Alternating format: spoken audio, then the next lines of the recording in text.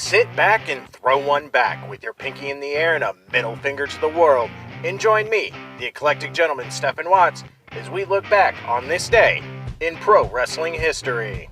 But before we do, put that drink down, like, share, and subscribe, and without further ado, let's get our wrestling history on.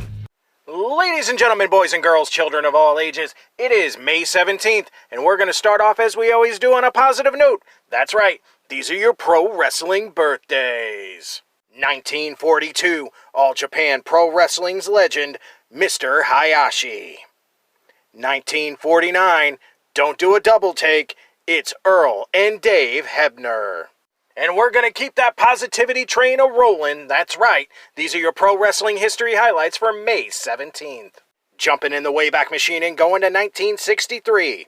Bruno Sammartino defeats Worldwide Wrestling Federation World Champion Buddy Rogers in under a minute with an over-the-shoulder backbreaker to win the championship at Madison Square Garden in New York City, starting the longest WWF World title reign in history, lasting over 7 years. Fast forwarding all the way to 1981, Tommy Rich won a tournament for the Georgia Heavyweight Championship at the Omni in Atlanta, Georgia, defeating Greg Valentine in the finals.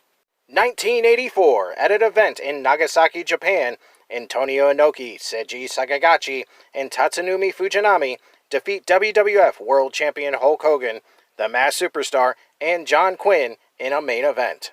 Moving to 1986, where we see Playboy Buddy Rose and Doug Summers defeat Scott Hall and Curt Hennig in Hammond, Indiana, to win the AWA World Tag Team titles. Staying in 1986, Dusty Rhodes and the Road Warriors defeat NWA six-man tag team champions Baron Von Raschke, Ivan, and Nikita Koloff to win the titles.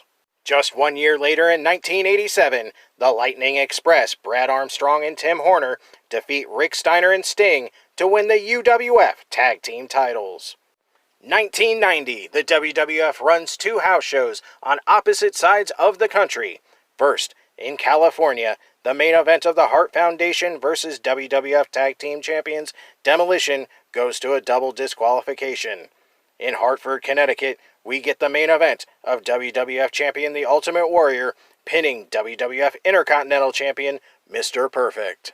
1992, WCW held Wrestle War, with the main event of being Sting, Nikita Koloff, Dustin Rhodes, Ricky Steamboat, and Barry Windham defeating Arn Anderson, Bobby Eaton, Rick Rude, Steve Austin, and Larry Zbyszko in a War Games match. 1993, in one of the most iconic moments in Raw history, The Kid pinned Razor Ramon with a top rope moonsault. The Kid, who had wrestled as Lightning Kid, Cannonball Kid, and Kamikaze Kid over the previous weeks on WWF television, losing to the likes of Doink the Clown and Mr. Hughes, scored the huge upset. After the match, color commentator Randy Savage led the crowd in a chant of 1, 2, 3 to infuriate Ramon. On the same show, Marty Jannetty defeated Shawn Michaels to win the Intercontinental title. Earlier in the show, Jannetty, who had not been seen in months, came in from the crowd in street clothes with his face hidden by a hood and sunglasses. And last but not least, 1998, WCW ran their Slamboree 98 pay-per-view. In the main event, Sting and the Giant defeated WCW World Tag Team Champions Scott Hall and Kevin Nash, with Dusty Rhodes, to win the titles. Those were your short but sweet pro wrestling history highlights for May 17th. I'm the eclectic gentleman Stephen Watts, and we'll see you tomorrow.